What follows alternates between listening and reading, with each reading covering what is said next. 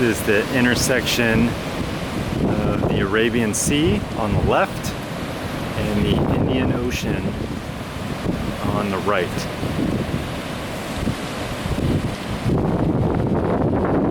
Heading north, it's the Arabian Sea.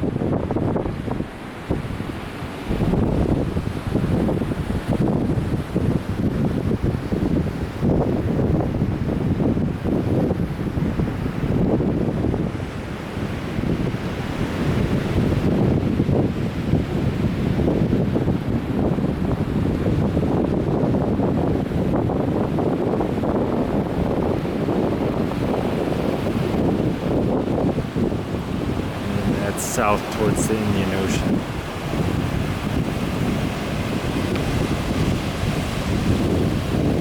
This would be the edge of the African continent.